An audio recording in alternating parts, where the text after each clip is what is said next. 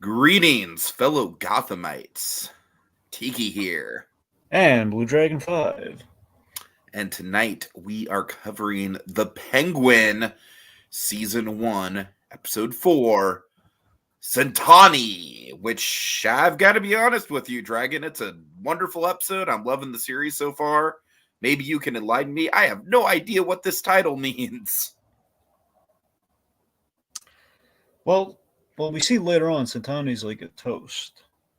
Oh, okay. Remember, okay. he says Centani okay. when she does the toast at the end, so it means like Whoop, right over my head. Okay, I'm dumb. I'm sorry. I think it Anyways, means like Dragon. Well, Centani I think is Italian for like to get toasted means may it go on for 100 years. See, Centani's like basically like in Italian, like numerically, it's like 100. So it's like 100 years, like so, like annual, like get it, like it's 100. And I'm boring the people. Okay. No, I feel you. I should have asked before we went on air. I've got to be honest with you, but so yeah, Dragon. This is the first time that I have been on for the Penguin, and I got to tell you, man. I don't remember if this ever came up when we talked about like Batman Returns.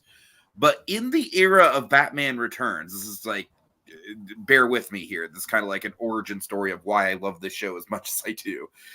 In the era of Batman Returns, I had a little bit like a mini hyper fixation with the Penguin character as a kid. But the problem was, I think Batman Returns, definitely not the most comic accurate portrayal of the character, but probably the most complex storyline we've had with him up to this point, at least maybe not in the comics, but definitely in media. Dragon, I ran into the issue like when I was a Penguin fan of like, okay, he's basically just like a gangster. Like that's not really that interesting compared to what they're doing with him in Batman Returns. Obviously, we had Gotham, which was great, but Dragon, this show, man. This show is like literally everything that little kid me would have ever wanted in a Penguin show, which I know sounds fucked up because of all the violence and everything, but I'm just saying, like, in regards to just the level of complexity and the character development and everything, I am eating this show up. Colin Farrell's one of my favorite actors, so, I'm coming in at the halfway point, so just kind of giving you my opinion so far about the series. Yeah, I honestly, Dragon, like pound for pound at this point in the series, about halfway through, I would, as much as I did like the Batman, I had my issues with the Batman pacing wise. I think, I don't want to rehash them now, but Dragon, pound for pound, I think the show's even better than the Batman. I'm loving it so far. So with that in mind, just kind of giving the context here, this episode just once again, really knocking it out of the park. Honestly, might be the strongest episode so far. What say you, Dragon? Yeah, this was a very strong one. Honestly, it's been going strong for 4 episodes so far. This one's very self-contained. I would shorthand it. I think you'd probably agree with me here. Emmy episode. It's very much an Emmy. Yeah, episode. not in the animated sense of the word, because that's very different, as we already established. Yeah. But yeah, that's Emmy bait. This is not Emmy bait. That's the difference. There's Emmy bait. That's what the cartoons always have to contend with, and then we have Joker Fully Ado falls more into the Emmy bait category. Well, I think that's Oscar bait, though. No, I know, but you know what I mean. If we're doing like just the silly cartoon logic of it all with the Emmy bait. True. Anyways. But yeah, we pay off a lot of stuff. I mean, this is a big payoff episode, which I love that this really complements the previous episode, which so far, I mean, it's really hard to like rank them so far because they keep kind of topping, the one that came before it, and we keep getting more ambitious with the episodes. Because honestly, for me, I could go home happy after the the Bobby Darin, called me irresponsible, the heist, right. Episode 2, like that to me is like so. That's kind of that was my personal benchmark. Like, oh my god, I am so I was already sold in episode 1. Episode 1, I think, is a fantastic pilot. But then we do that, it's like, oh my god, it keeps getting better. And yeah, and we're just we keep going. We did we had our big Victor episode last week, and now we have our big Sofia episode. And that seems to be kind of what we've been doing so far. Honestly, I know you're not that big of a fan of this show, but I'm seeing a lot of similarities between this show and Andor. Like, honestly, some weird mirrors with those two shows. Like, the beginnings are very similar. Wouldn't you agree? The inciting incidents. I mean, a little bit. I mean, I see what your parallels are drawing there. The whole the murder and everything. With Andor. Yeah, it starts with like a very kind of unexpected murder that the character kind of. It's great because in Penguin's case, I feel like it's even better than Andor because it's someone who's like kind of a big player, who we're not expecting to go off the board right away, and B, the act of killing him in itself, it's not an act of essentially self-defense like it is in Andor's case. It very much illustrates Oz's whole character, like why he did it in the first place. It's kind of like a thesis statement for his character, like look, right in the first scene. 4 episodes in, even from the first episode with that moment, I think this thing is basically, it was such an ambitious kind of like, okay, we always talk about the sort of thing. We're going to do the shows. Like basically this, I think I talked this over in like last episode, the episode before with somebody, that this show is kind of succeeding where Disney Plus has always been kind of like aiming to be with their plans for their shows, in which we're going to have something that jives with the, that kind of blends in the movies, but you don't necessarily need it. As in, like, I think best case scenario, again, we still have to see how this season ends, mind you, but so far, I'm not being led astray otherwise. That this seems to be, assuming it is successful, what we will have is that when we get into the Batman 2, Penguin's probably going to be top dog. And Penguin's going to be so fully formed. But at the same time, I trust the storytellers. I trust Matt Reeves that they're going to make it that Penguin is probably going to be a top dog here. In Batman 2, but at the same time, I trust that you're not going to need to see this show to get the context. Yeah, this brings us to the WandaVision thing, where it's basically look at Doctor Strange, Multiverse of Madness, where you do again. When they announce like, hey, here's our plan, you're going to have these. We're going to have shows, we're going to have movies, and you don't need the shows to enjoy the movies, but it'll kind of add to the experience. It'll be like a supplemental thing. Of course, then you get the Doctor Strange Multiverse Mess. You really do need WandaVision to really know what the significance and what and really what's going on. That kind of sucks for me because I'm honestly to the point where like I'm sort of like 50-50 on if I'm even going to watch Agatha all along. I probably will. I'm waiting for the whole season to wrap up so I can binge it. But like there's definitely been, I don't know, Dragon, to your memory, there's definitely been Star Wars shows I've skipped. To your memory, is there any Marvel show that I've skipped, like full-on skipped? I'm pretty sure I know which ones you've skipped. Let's see. Now, I want you to tell me, did you watch She-Hulk? I mean, I eventually got through it, but man, it took me a while. What about Miss Marvel? Did you ever watch Miss Marvel? No, I did watch through Miss Marvel. Miss Marvel was fun. Okay, that was the main one I was thinking maybe you didn't watch. All right, well, that's because I know you saw What If. Yeah, season 2 again, kind of hard to get through. Not season 2 had some good ones, but also some real clunkers. Anyway, the point being, you see what I mean? Where again, that was the dream in which you could have your cake and eat it too. Where we're gonna have eventually, I feel like they just kind of ran into the same problem that like Netflix did with where it's like it just got to be too much, and it, like they were never, obviously with Netflix, they were never going to tie everything together to the MCU to begin with. But like, I feel like the logic for why they couldn't is because there's just too much content there. And it just became the same thing here. And it's like, now we're stuck in the place where the Marvels flopped terribly, specifically because even though Miss Marvel is the best thing about that movie, people didn't want to watch a movie about like a character that was introduced in a show. It's just kind of like a snake eating its own tail effect in a certain. I mean, I think it also helps that again we're doing something kind of similar. Which so with the whole Disney Plus kind of plan that's going on there, we have a universe that's we have Kevin Feige kind of running point. However, as you kind of notice, the MCU became so expensive. Feige, his the attention that he can pay to each show, kind of dwindled, and that the results kind of spoke for themselves. This Matt Reeves is working in conjunction on these. Now, he is not the showrunner on this, but he is involved, and he knows what's going on, their conversation. So he's involved in this because it's spinning off from his film, so they do coordinate through Is he him. technically executive producer? Is that his credit?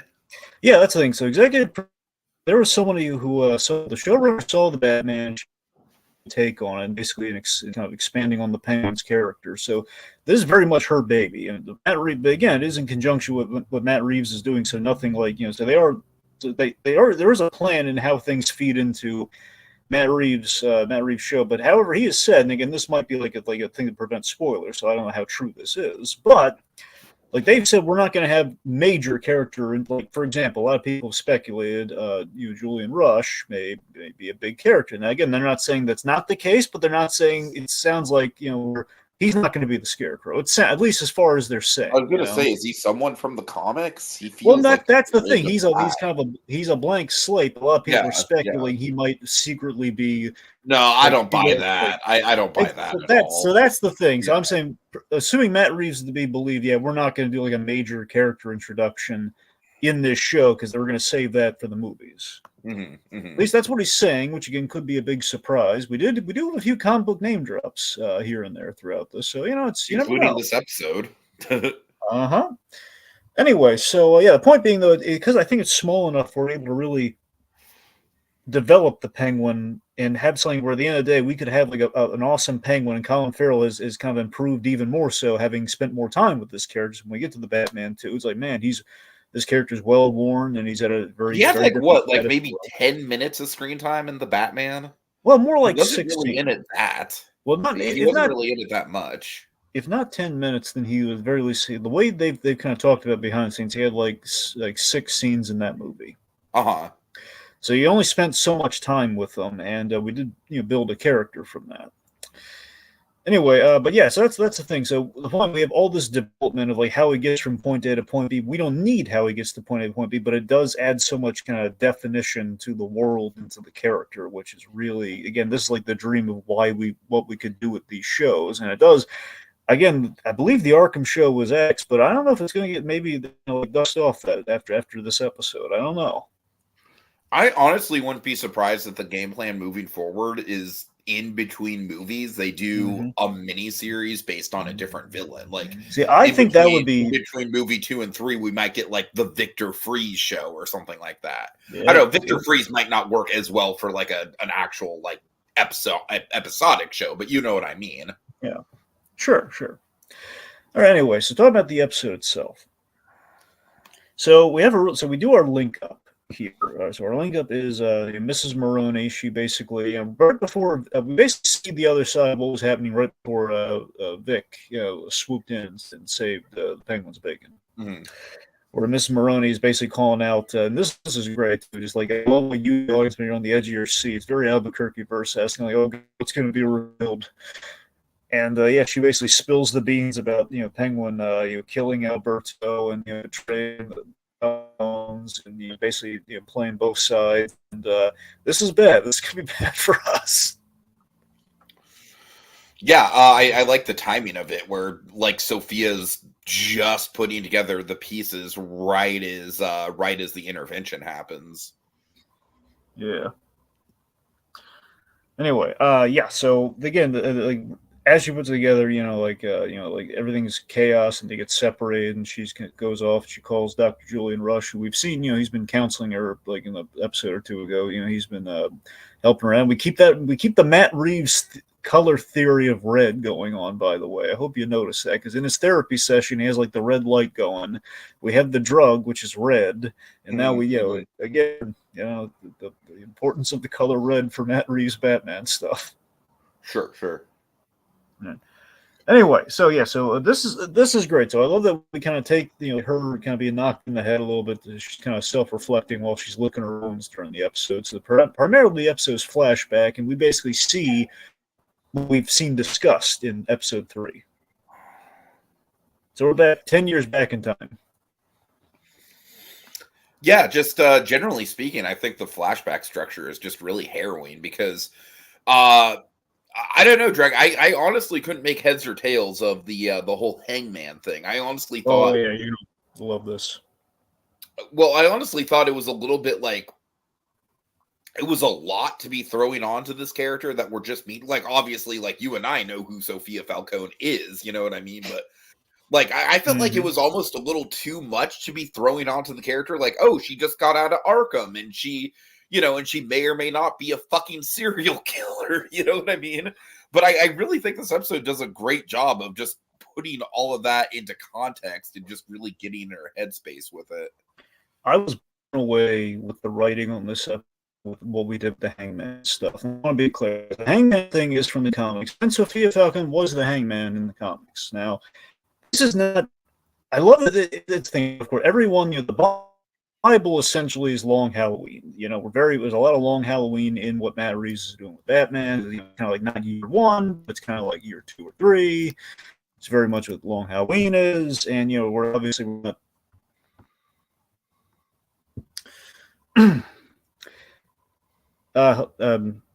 Tiki, are you hearing me okay right now?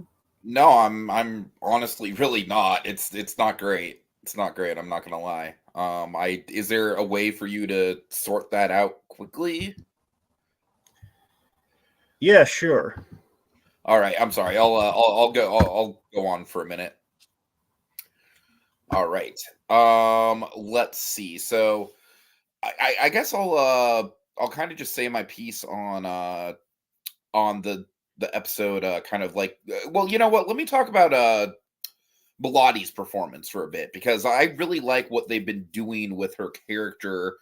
I She's been around for a while. I mostly know her from Palm Springs. I thought she played a really good kind of romantic love interest in Palm Springs, and I think she does a really good job here. Like, obviously, this is elevated way more than her performance in Palm Springs, and I'm very surprised at uh how multidimensional her performance has been.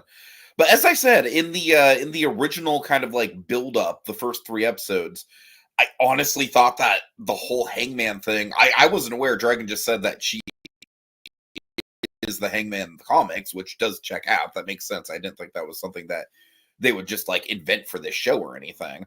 But like I say, it was almost a little too much for her backstory. I was almost kind of like, okay, like this is a lot to chew on for this character. I really like the character. I really like her dynamic with Oz. I think it was a really good call to make the first 3 episodes essentially kind of like episode 1. Oz does this really, this thing that just really betrays her.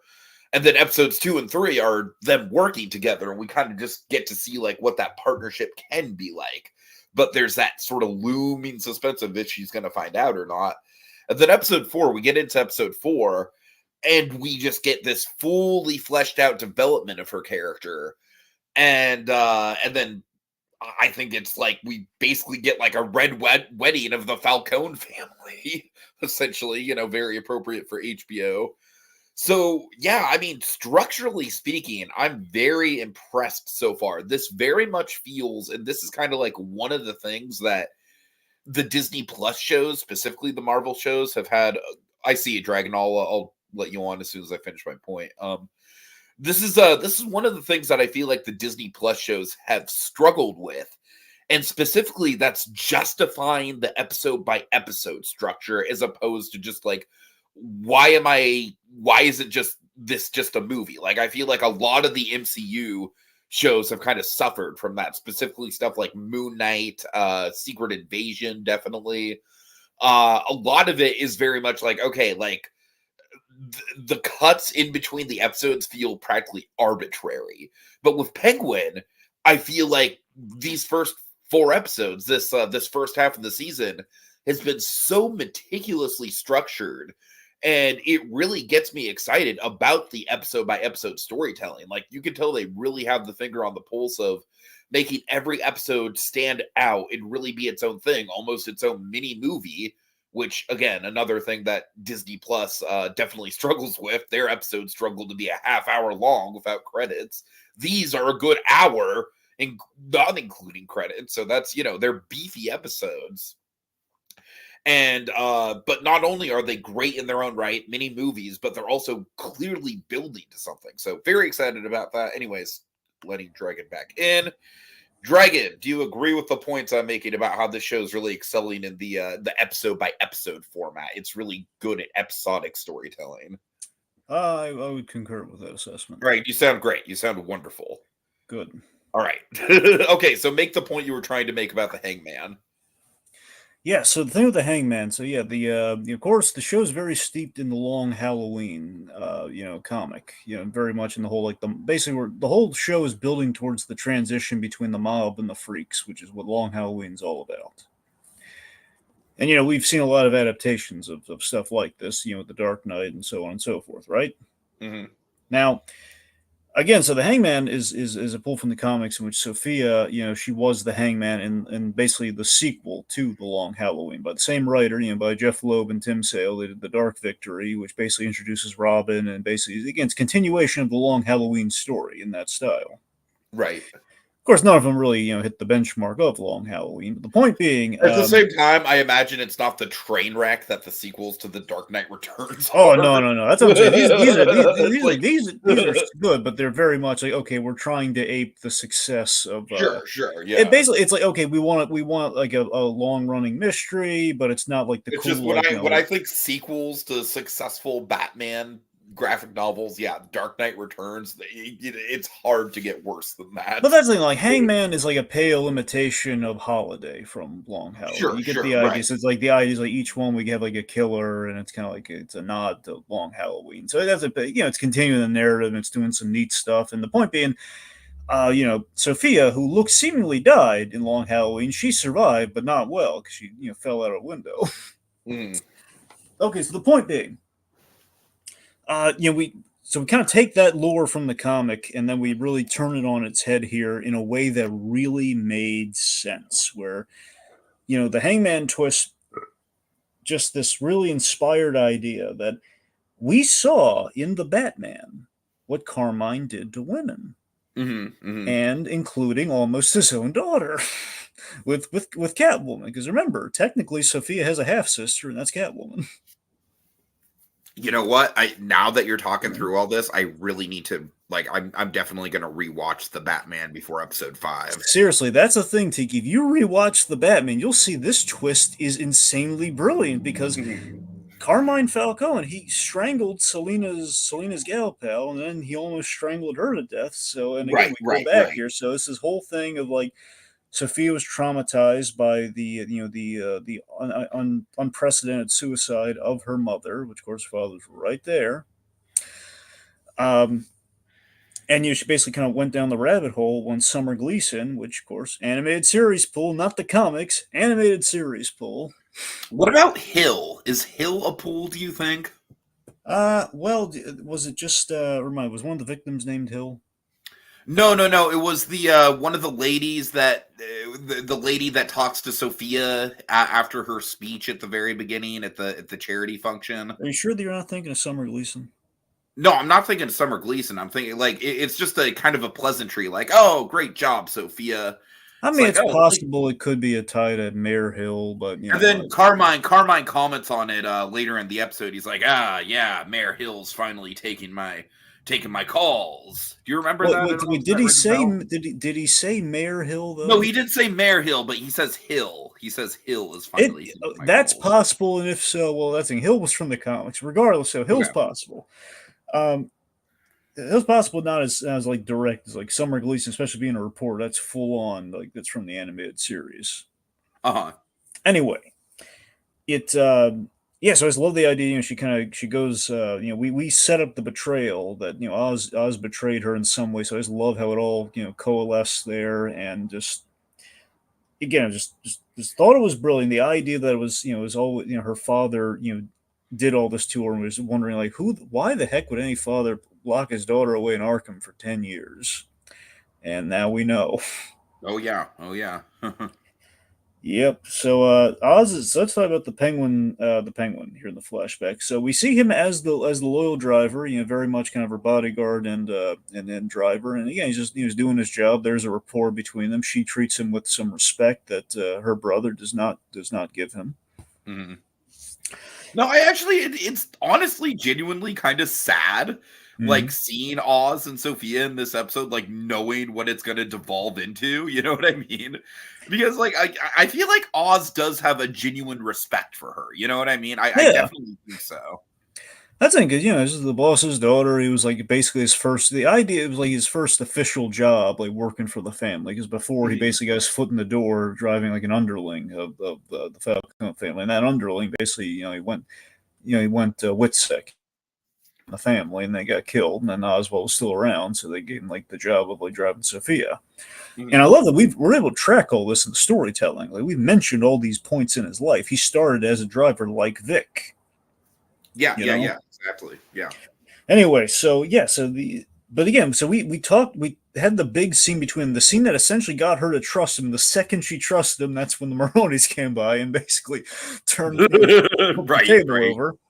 But yeah, so this was a really great scene because again, you always had to read into like how much of it was a betrayal, and like again if the Penguins like just working all the odds there, if they're again the idea is like there's an acorn of truth with whatever the Penguin says, and that at least is like emotional truth, and that he does genuinely feel that way. Where he like the best thing Colin Farrell did in the last episode is when he said, uh, I don't regret it, but I'm sorry. Where essentially it's like Yeah, he yeah. No, does. I mean, honestly, that sentence right there kind of sums up his whole character this season, I think.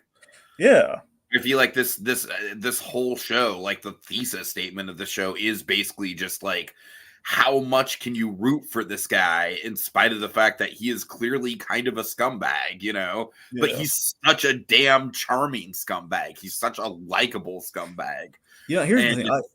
it's So, I'm sorry, it's just such an exercise. It's like it's like a balancing act. Anyways, go ahead. Sorry. so as someone who likes The Sopranos, okay, I want to say this. Okay, someone who does really enjoy The Sopranos, I do love that this kind of takes. I'm not trying to jump on the bandwagon because usually Sopranos you have like two camps of the people. Ones who just like the show, or the other ones who are just like the audience who's like the bloody, shocking moments of the show. It's just yeah, more of that. Where it's like no. It's like here's the thing: The Sopranos. The only flaw with The Sopranos to me is that there's a lot of meandering before we get to the big moments, and that's not to say I need more violence. That's just to say, like I don't need. If I could have cut one thing from The Sopranos as a show, it would have been. Does Tony have to cheat on his wife so much? Do we Oh have to God. show? It's Right, like, do we right. have to show all the adultery and all like I mean, frankly, I feel like infidelity storylines are by and large kind of boring Well, anyways. it's the fact that it becomes really boring when he does it so casually all the time. It's like, Right, yeah, right. because I already don't. I'm already like nonplussed about the adultery. It's like here's the thing. I love when we have like a character like okay, he's like look at Frank Murphy from F is for Family. Okay, lout. He's angry all the time, but that guy really loves his wife. Exactly, That's what I'm exactly. saying. So it's just the thing of like, yeah. Plus, it's Edie Falco. Edie Falco's like one of those perfect women to grace grace the screen. It's like, how could he? But you see what I'm saying? It's like basically the Penguin has been labeled like its new Sopranos, and I think to a degree it is. Basically, it's a more what separates and kind of almost improves it to a degree. And mind you, Sopranos is like essentially 6 seasons, Uh-huh. um, and a lot of development, and everything between a whole bunch of 6 seasons characters. and a movie, You're right, 6 seasons in a movie. technically. Yep, has all that going for it, and a Uh-huh. lot of characters to service, and does a really great job, and there's arcs and all that. But I feel the Penguin in one season very targeted, where we've cut out, kind of put in Bruce Willis terms, we've cut out the chuffa, we've gotten rid of it. You know, we've No, I we've mean, tr- that's the thing. It's like I feel like when I remember when I was it's the trying to Buffalo. watch, It's like the Sopranos definitely like I need to give it another try. I tried watching it once when I was a lot younger. I frankly don't think I was even like emotionally mature enough for it yet. But I do remember it did seem to like there did seem to be kind of like a lackadaisical kind of like pacing to it. Like yeah. it definitely seemed to kind of like there it didn't seem to move very fast in regard, you know what I'm saying, in regards to like Yeah. plot development and stuff.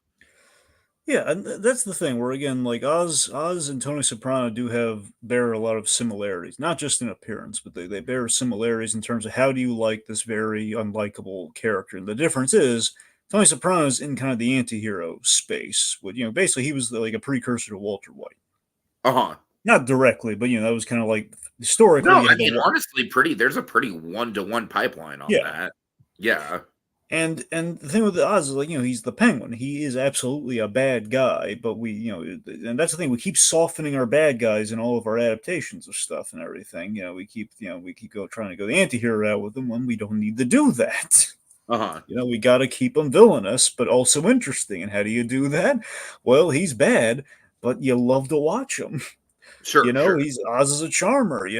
Like again, like he'll exchange pleasantries with those guys in the truck, and then he'll let him let the driver get plowed through, and he'll like shoot those guys. To save From my his own memory, skin. that's he literally gets introduced in the Batman that way, where correct me if I'm wrong, but Bruce Wayne kind of like confronts him. He's like, "Whoa, whoa, whoa, take it easy here. I'm just an average Joe, Yeah, right?" Batman's going in the club, and he says, "Yeah, like Well, yeah, yeah, it is Batman, not Bruce Wayne. You're take it right. easy, Yeah. sweetheart." And Right, he's right, like, right. "Look, Yeah, I'll yeah. tell you what you want to know. I'll give you the information. Stop beating up the And guy." I Come feel like on. that right there, like it's honestly kind of crazy how the character was like so fully formed right from his introduction. You know what I mean?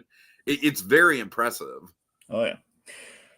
Anyway, let's see. So again, so point being, Oz's big opportunity. We've talked about it. We get to see it unfold here. I love how kind of messy and like complicated it is. In that we see the bond, and Penguin is doing his job. Okay, he's like Summer.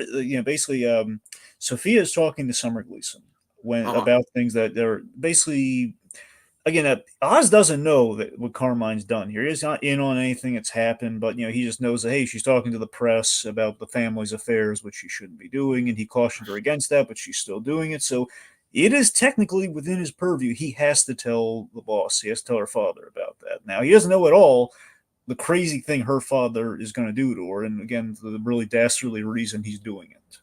Right, He right. doesn't know that, and again, he likes her, but that's his duty. He's not hired by her; he's hired by her father. He's got to do that, so I can respect that.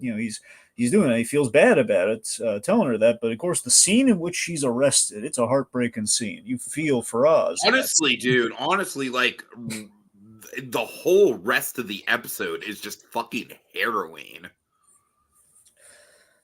Absolutely. Oh, of course. From there on, then we go full Yeah, cuckoo's nest. But yeah, no, yeah, but but I'm with you though. Like that sense of dread when the actual arrest is happening. It's yeah, it's kind of like that just like knot in your stomach kind of feeling. Like, oh man. and again, he did screw her over in a sense too. Like he knew it was going to make him look good with the bosses and everything. And she even says, like, "Yeah, I bet made you look good. You got everything you wanted." So I mean, he did get what he wanted, but he had no idea that she's going to be arrested and everything Uh like huh. that. Uh That he huh. did not see coming. And of course, he was probably really guilt ridden when he found out. She went to Arkham and was sent away for Sure. 10 Sure. years. So again, just the Falcone. And by the way, how do you feel about we recast Falcone? How do you feel about that? Yeah, I mean, Mark Strong, I think, just disappears into the role, doesn't he? Yeah, I hear I what mean, what outside of the obvious joke of like, oh, you never see Mark Strong with hair, but like even outside of that, I feel like he's just unrecognizable. I love it. Here's the thing: I like that. Now, mind you, this is like kind of an unavoidable thing, but I do like that because it's like set 10 years in the past. There's like a little bit of like a little like window there. Like, okay, he could kind of grow. He's playing it like Totoro played it, so you can kind of Oh yeah, see. yeah, he's very yeah. I feel like he very much emulates Totoro's performance. I think. Now, mind you, I don't think it. I'm not. I have no idea what we're going to do here. I don't think if we get another flashback, it could be set like probably during the Batman era, and we would see him like that. But again, I like the way we're playing so far. At least a younger Falcone as Mark Strong, seamless and doesn't really overwrite what we got in the Batman. I think that was a good move. And again, it's representing the character, so it's either way it works. But I think we found like a really great balance for that. Anyway, I will note though, it is really weird that indoors he's wearing the sunglasses. Yeah, yeah. Like literally, we had that scene where They like probably Sophia's. did do that specifically to cover up the fact that it's a different guy. Yeah. I'm trying to think of it now. In the movie, I don't think we really, until he died, I don't really think we really saw Carmine's like eyes without the I don't glasses. think we Frankly. did. I don't. The sunglasses were definitely an important part of his wardrobe for Which that's sure. the thing too. It's like the thing like he's not known for wearing like sunglasses in like the comics or anything. That was like only for that movie. It's like kind of Uh-huh. like a also them. Yeah. Anyway, so okay. Point being though, so cold. I think it was already cold that he left her there for 10 years. With the fact that he sent his daughter, that he liked, by the way, I like that. I love that we established that. And again, that's from the comics too. He always preferred Sophia to Alberto, you're such a fuck up, unlike your sister. Yep. So he again, this is the fact that he sent the kid that he liked, Uh-huh. who he Uh-huh. was grooming to take over, by the way. And the only reason again, I love how her fate is sealed basically as soon as she questions her mother's death. Like yes. there's that pause, like, okay, no, you do not fucking bring that up. Yep, and I love it was such an innocent thing too when she's just bringing it up too, just like the whole was it the way we remembered it, and essentially just Uh-huh. Uh-huh. good. Anyway, so he forces his daughter to take the rap, so and not even just like a doubt kind of a thing, like all the family members, and we know it's all of them because what happens later, all the family members, like they wrote letters and they completely framed it's a complete frame up on her, like she is like Alberta's the only one in her corner there, Uh-huh. just she's again saved her. And here's the thing, too. It's kind of like it's a little like there's a lot of parallels to Arkham Asylum Living Hell, which essentially is the idea that we kind of saw in Batman Begins, where mobsters, instead of going to prison, they would try, they basically pull a cuckoo's nest. They would pretend to be crazy and head to Arkham for like 6 months versus whatever their sentences are. Right. And again, we've kind of explored. And there's a comic that basically kind of put forth this idea with the great white shark, in which a guy basically tried pulling a cuckoo's nest, and he ended up, going crazy and or all sorts of things. He basically became a mob boss with a gimmick within Arkham. So I'm not saying we're directly adapting that here or anything, but it's just I like that it's kind of we put that forward there, and we're kind of seeing that kind of carry over a little bit with what Sophia's put through here. Which again, you could Uh-huh. probably streamline saying cuckoo's nest. And again, it is cuckoo's nest. We do the whole electroshock thing to her as I well. mean, So yeah, yes, but I feel like this isn't just it's not a like rip off. I'm just Joker. saying it's like The we original also Joker movie is very much like it's Taxi Driver and King of Comedy, right? This isn't just Matt Reeves doing Cuckoo's Nest. no, I no. feel like I'm there's not saying a lot that. more I'm to just that. I'm not saying Well, like we're just obviously, Matt ripping Reeves off. will direct the episode. Just want to acknowledge that. Anyways, Yeah. Well, again, I'm not saying we're not just ripping off Cuckoo's Nest. I'm just saying the bears like it's like the shorthand. It's like Cuckoo's Nest. Essentially, is what we're sure, we sure. take a sane person, we put them in there, and it's point being she's absolutely framed. And poor Sophia, she's pleading her case. No one's listening to her, and the fact that we have a very interesting take. We kind of tipped it off with Matt Reeves' take on Arkham. We didn't really see the inside. We just saw like okay, Riddler's in Arkham and there's there's like hints of a disappointing Joker perhaps, but we have a Joker in there Right, right. Great actor, more or disappointing less. Joker. Yeah, but again, we'll see if he might. Look, if he can pull this off, if in conjunction somehow, I think maybe he can salvage a Joker, but we'll see what happens. Uh-huh, uh-huh. Anyway, the point being, we really get to see, and again, a lot of this is more credit to the showrunner than Reeves, but Reeves is involved, and again, there were talks of an Arkham show, so I have to imagine like this is part of a plan. Arkham this is the most corrupt version of Arkham I've ever seen. Oh yeah, absolutely, without question. I mean, Just this is seeing, definitely like it's just full blown prison. Like there's no doubt about it. It's there's no rehabilitation. There's not even an allusion to it being a hospital. It is just full blown like, and not just prison, but like fucked up, like institutionalized, like super corrupt prison. is the fact that Falcone has sent his own daughter so far up the river that okay, you're gonna be in here 6 months, and he's engineering it so she's gonna look crazy and be basically incompetent to stand trial when she's absolutely not. Uh huh. And it's just like seeing her, like it was so terrifying. Like seeing one, she mentioned this in episode 1. She has the penguin like naked and strapped to the chair. It was like they delouse you when you get in there. So we have that horrific scene. Oh god, yeah, that got to me, dude. Yep. So that happens, and we put her in basically the Riddler's outfit at the end of end of the Batman. Uh huh. And yeah, so seeing like the one, and again, the fact is so corrupt, they allowed this to happen. The one inmate like just walking around unchained and like just Which looking at how I am unhinged. honestly kind of on Sophia's side, where I definitely think this was a setup. I definitely Well, think this yeah, was intentional. Yeah. well, that's the weird thing too, because the inmate was they did not see the inmate stabbing herself like happen there. They were really expecting Sophia to do it out of self defense with this inmate. Uh-huh. Uh-huh. But just again, it's just really horrible what Carmine's putting his own daughter through just to save it, just to keep him out of prison. Sure, sure. You know. Anyway, yeah. So we put her through the gambit there. And anyway, so we have Doctor Ventress. Again, it's never Doctor Arkham. We've only seen Doctor Arkham adapted once, That's and it's true. not even in any of the movies. It's only in the Joker blogs. It's the only time we've ever seen Doctor Arkham adapted. It's ridiculous. Uh-huh. Seriously, how does that happen? It's the first logical question. Okay, well, it's Arkham Asylum. Surely there is a Doctor Arkham. Right, right, right. Never, ever have we ever done that. It's always weird. There wasn't one in Gotham ever? No, No? Yeah. no. You would think if anything, Gotham would have one. You'd think. Not the case. Only the Joker blogs. And they had a great Dr. Arkham. It's the only time we've That's ever true. adapted Yeah. a Dr. Arkham. Anyway, so Dr. Ventress, which I do wonder might be a deep cut reference to Lloyd Ventress from Batman the Animated Series, the guy in the invisible suit, remember? Oh yes, I know the name definitely sounded familiar. I just couldn't quite place it. Yeah. Anyways, we have Dr. Ventress, who's the really corrupt bent, like doctor, and then we have Dr. Julian Rush, who's played by, you recognize Dr. Rush, didn't you? In terms of like just the actor. You know what? Tell me who he is because he looked familiar, Oh, but yeah. again, I can place him. You've seen him in two things. He's really good in both things. This guy's a really Okay. great actor. Theo Rossi. Ooh, that name even sounds familiar, but again, I can't place it. By the way, I say if they ever did the Geekvolution biopic, this guy Oh, absolutely has to play DJ Martinez. I can see it. I can totally see that. Yeah. I've told this to DJ, by the way, and they've scoffed at it, but I still say it. Anyway, yeah, but so you've seen him in Luke Cage. He's Shades from Luke Cage. Oh my God! And he Wow, was he's playing a completely different character here. and That's remember crazy. the other thing he was also really great in. Okay, you ready for the other thing? Okay.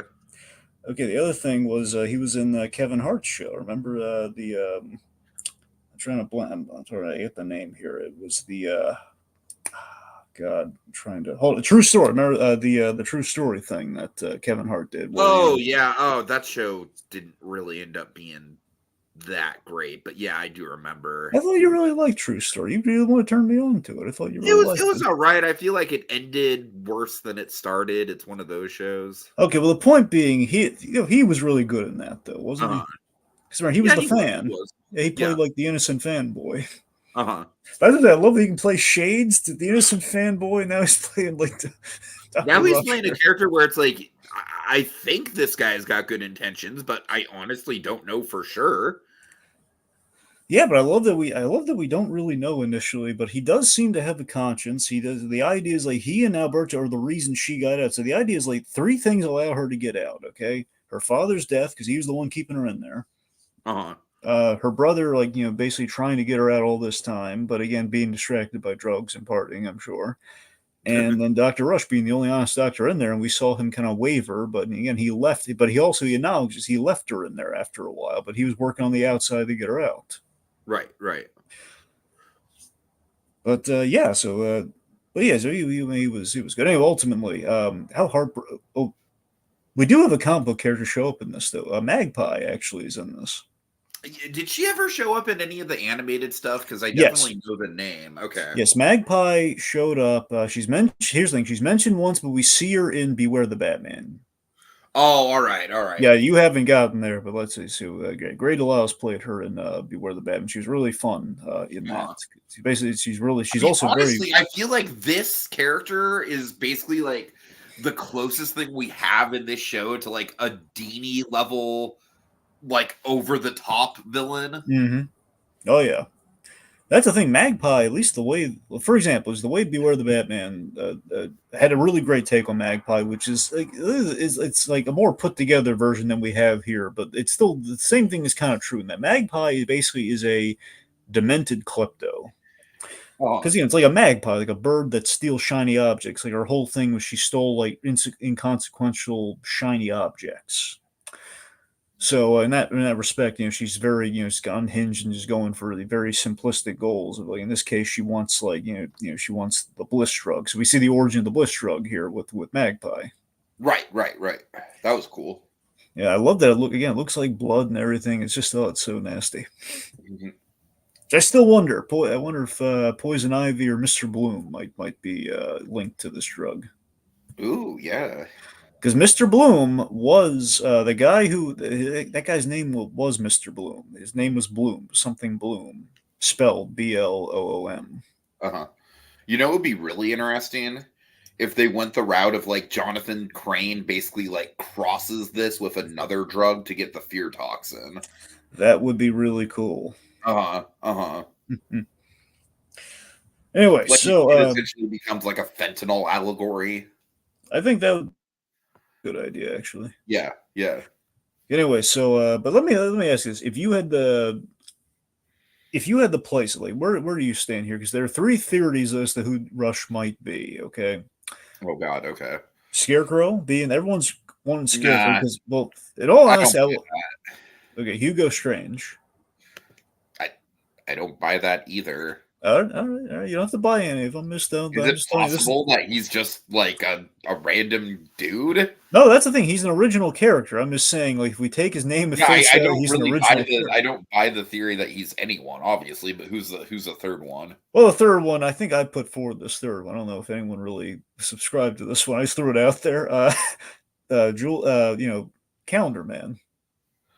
I mean, honestly, if he's gonna be anyone, I would say that would be like his Calendar Man's a little bit more of a blank slate. I Yeah, mean, I'm just saying, like, with Calendar. Scarecrow, why wouldn't you just do Jonathan Crane? You know, Yeah. it makes no sense. See, honestly, Here's the only reason why I would say Hugo Strange might make some sort of sense is that Matt Reeve, he's already like with the Oz Cobb thing, like he's not afraid to change names around a little bit. And well, Strange is certainly like a weird name that I could see him not wanting to engage in. So I don't know. Hugo Strange is possible, especially if this guy gets mixed up in the bliss of it all. yeah. Oh, by the way, the main reason I throw a Calendar Man is again Julian Day. It would be another name switch where it's Julian Rush. It's not Julian Day. It's God, Julian Rush. yeah. Oh, by the way, here's something kind of funny. I forget if it was Keswick or something, but it was like Kes something. The cop that arrested Sophia, I caught this on the rewatch. He was sorry, not the rewatch. I think I caught it when I was first watching. That guy, he was the dirty cop who was at the Iceberg Lounge from the Batman. Oh, nice. When Batman's saying, "Who's the mustache?" Like that guy. Yeah, Yeah. remember he's like on. He's talking to Gordon, asking like, "Hey, It's so kind of like a very memorable bit part, yeah. So I think like it all again, like the old Brad Bird philosophy. We use every part of the buffalo. It's all coming Sure. back. All right. Anyway, so we link up after we see Sophia like presumably kills him. It looks like Magpie is pretty dead.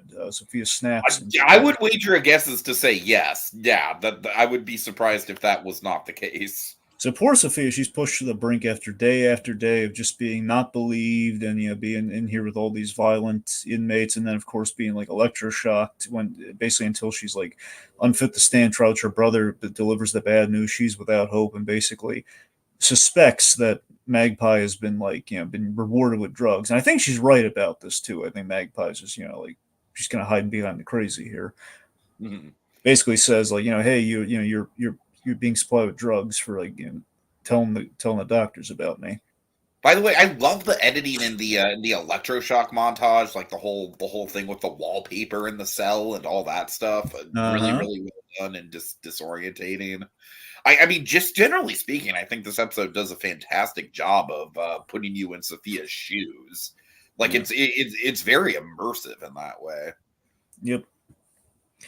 All right, so we link up after all of that. We told all that story. So Dr. Rush in present day, he's patched her up, her head wound and everything, and basically he's given his psychiatric take on things. He's basically seeing her kind of like kind of I think kind of like off the books in a way. You're basically saying like you do, Sophia, you actually do need a fresh start here, because everything's been against you here. Like, you don't have to go to Italy, just do something, do something for My yourself. theory on this guy is that he definitely means well, but he is going to Sophia is going to lead him astray. He is going to cross the moral lines in the pursuit of helping Sophia. Does that make sense? I think that's absolutely what's going to happen. I think Rush is, I do think Rush means well, and I think he does like her. I think sometimes he's been billed as like lover. Now I don't know if that's like seriously, like in the eye, like in the Really? there's like I mean, some like I guess that kind of makes sense because I don't really think we've gotten a name on this guy until this episode, if I'm not mistaken. well, no. We've named him Dr. Julian Have Rush. we? Like, Okay, he okay. had like a name tag on his desk when we first saw him, so Oh, like, we right. knew the That's guy right. All was. What I'm saying is like if you I don't know if you went to like Wikipedia or like the wiki, not the Wikipedia, but if you went there, it says like relationship to Sophia lover. So that implies to me they might have a relationship that develops beyond that point. But that could have been Uh-huh. speculatory though. I don't know because he I'm was. pretty sure a lot of critics have seen the full series too, so that could be out there. So that could be the. So it seems like they're gonna have a relationship of some kind, whether Sure. that's just gonna them reading it or not. Regardless, because she said he likes her in this as we kind of and we see like there's some tension there. They almost do a kiss, but she leaves because she basically calls out he wants to control her, and he's saying that's not entirely true. But she's like 10 years of men of lying men. I'm not the one who's sick. The world is sick. So Uh-huh. she calls him out on having a control fantasy, which I mean, again, might be true. And again, I'm with you, Tika. I'm not really subscribing to that he's anyone. I don't want to I mean, believe I just think anything that's there, like but that's kind of like a Star Wars way of looking at this show, and I yeah. just don't think this show is like on that level. If he were someone, why would Matt Reeves tell us he's someone? Not like Exactly. Yeah. personally. I mean, Yeah. in the show, in the work itself, why wouldn't someone just say, and that's his name? Uh-huh. So the whole control fantasy thing does maybe lend a hair of credence to a Hugo Strange thing, but again, I'm not going to say it's I mean, it's the only, for. like I said, the only evidence I would say for the Hugo Strange thing is just the fact that Mhm. I don't think Strange is a last name, considering we cut out Cobblepot and made it Cobb. I don't think Strange is a last name that Matt Reeves would Yeah, want to engage with. But at the same time, why not name him Hugo? Hugo Rush, you know? yeah, exactly. Yeah. Anyway, so big time Rush aside. Oh, God.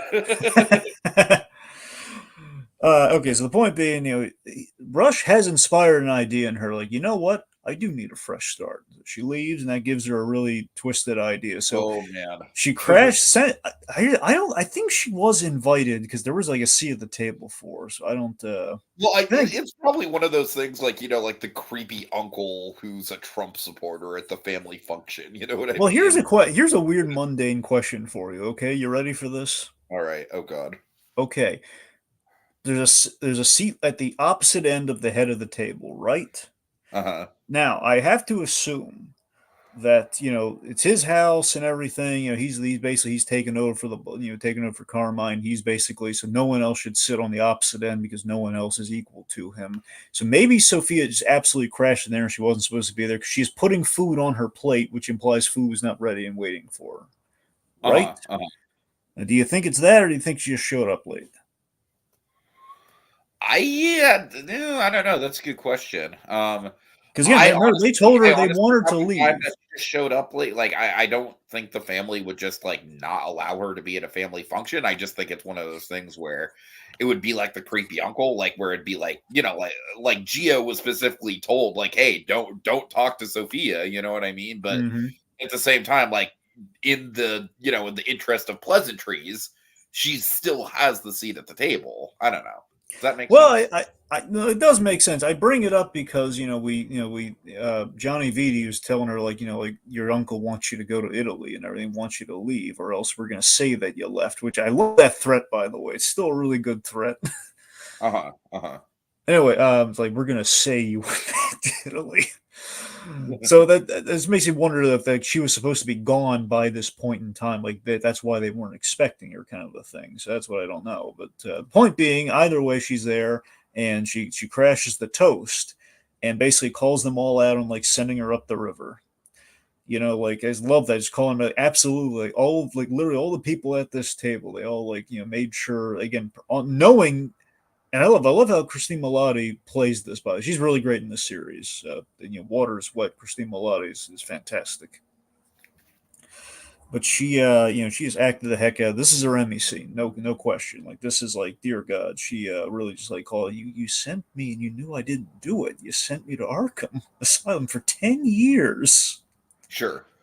And then of course she does the toast. The Sentiani. 100 years of this BS. And yeah, so she offers so Carla's daughter, so Johnny Vidi's daughter is Geo, like the little girl. So offers the kid hasn't done her any wrong. Offers her some chocolate cake in the middle of the night, but has to eat it in the greenhouse. And which leads to the shocking reveal as the girl was like safely asleep. I don't know if she was drugged or not with the cake, but the point being she is safely asleep in the greenhouse while Sofia pulled a Bates Motel. Basically, yes. Yeah, so I was shocked by this review. How did you read You know it? what I love about this reveal is that I feel like it's basically like the whole thesis statement of the episode. Like Arkham is what turned her into a killer. So we saw that with Magpie, but then the Magpie thing was not the only like that was just like the appetizer to the true depths of her. But I also think it makes total sense, and I kind of alluded to this when you were gone. But I love how. I love how this is like essentially like a great. First of all, it's funny that it's basically like a red wedding for the Falcone family, Yep. HBO and all that. But I think it's such a good way to end the first half of the season. And I'm like, because not only does she know that Oz killed Alberto, but she's also like wiped out the entire family. I mean, it's crazy. It's great. Yep, and again, like she was primed to take over, so there's a lot of her father's ruthlessness in her, as we kind of demonstrate here. She like gassed them all in their sleep. Did the carbon monoxide thing. Uh-huh. And I love as we go through the house, we just see they're all dead. And the only one left is Johnny V, who she needs, and he needs probably to enact her revenge on the Penguin. Uh-huh. Especially, I think honestly, a part of me thinks the only reason now again you can make the argument like logistically she needs Johnny V because of the whole drug trade thing, which is she had him call like the guy last episode, like, the Chinatown, the triads. So she might need him for practical purposes there, but I like to think that she needs him only because she knows that the Penguin hates Johnny V. Sure. That's what I'd like to think. That I think it's kind of a mutual thing where she knows the Penguin hates I gotta Johnny be V. honest with you. I don't know. Like, maybe I need to rewatch the episodes. He hasn't left that much of an impression on me. Really? I mean, I thought he's been okay. I'm sorry. No, There's been a that's lot. There's been fine. a lot going on in these episodes. Dragon. There's a lot of moving pieces. Yeah, I mean, like the whole funeral thing too. Penguin's like mixing up with Johnny V. Sure.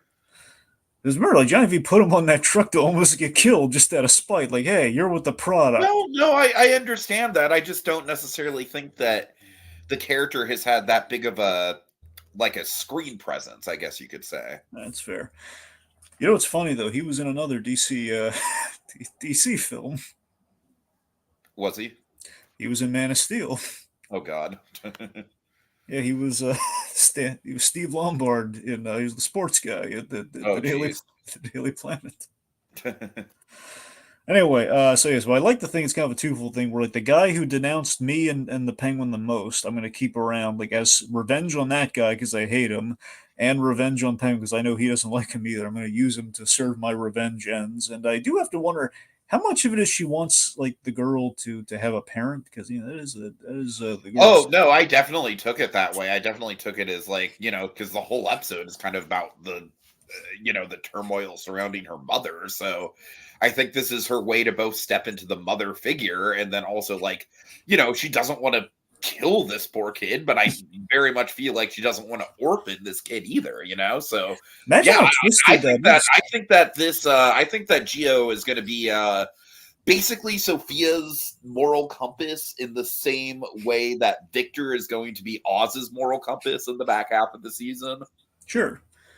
Imagine how twisted this is, T. Is the fact that her father, Sophia's father, screwed her over so badly. Was like failed so completely as a father to her, and one in killing the mother, and two and just like putting her away in Arkham for 10 years.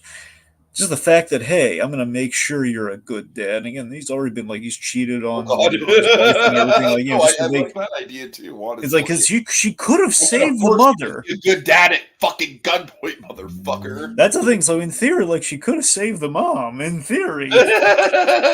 But that's the thing. Just for revenge of like, hey, you're not a good father. You better change that. Right. All right.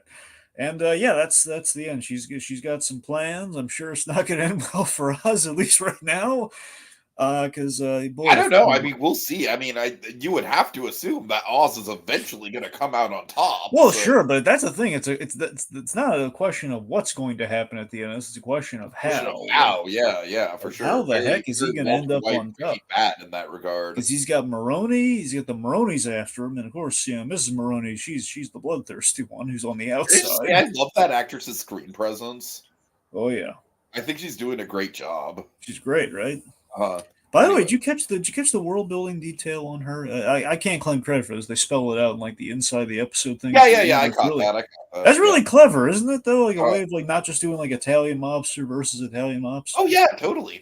It's Yeah, like I married love into it. that. Yeah. Okay. All right. That's the end of the episode. And so yeah, I mean, I think we've heaped enough praise on this thing. I mean, just first half of the season. I mean, I would be very surprised if they dropped the ball on it. I'm loving this thing. I'm going to be straight up. Like this is definitely the best narrative TV show that I have seen since Barry and Succession. Just straight up, like There you is go. kind of this is kind of filling that gap a little bit, and I almost kind of think it's a shame that it's likely just going to be a one-off because I mean this is just really quality TV right here, like to the point where um like it's definitely like when Sunday night rolls around, I'm like hell yeah, it's Penguin Day. I'll say this, Dragon. I'm liking this season. I mean, obviously, it's two completely different things, but Only Murders in the Building as the season goes on is kind of losing me a little bit. I feel like that show's kind of losing the script a little bit. I feel like that show is kind of turning into the type of show that I was kind of like worried it would be at first. That kind of held me off of it. But this show is just it's delivering so hard. Yeah. I love it. All right, final thoughts on your end. No, once again, I'm with you. Like halfway through, we are top tier television right now. This doesn't get any better than this. I just love the fact that the Penguin show. I'm sure a lot of people's like, all right, well, who cares about let's give us the Batman too. We don't need this Penguin. I'm show. telling you, this is DC's Andor. Yeah, no, I mean, sure. I mean, this is it's exciting from start to finish. There's no lulls in this. I'll give you that. No, like, oh Right. man, Mon Mothma's in a troubled marriage, or Mon Mothma's it's like she's just weighing on things right now. You just can't get over that, can you? I really can't. It's just the fact that Andor has a lot of good stuff going on, but then we slow things down and we have like, okay, we got there's Mon Mothma doing stuff. Just kind of weighing your life choices. Oh, we God. have Luthen putting on a toupee, and we had stuff anyway. Hey, don't you diss Lupin, don't Luthen and his toupees, dude. Don't Look, it's fine. I'm just saying. It's like the most compelling part of the whole show. Come on now. Watch your fucking mouth, Dragon. I will tolerate Mon Mothma's slander, but I will not tolerate Luthen slander. Look, he's great. I'm just saying, it's like that's in conjunction with the Mon Mothma stuff. It's like, hey, there's Every scene that she shares with him is her best scene. All right. Anyways, all right. We're going to get out of here, folks. Have a good night. See y'all later. See ya. It's the Penguin. It's the Penguin.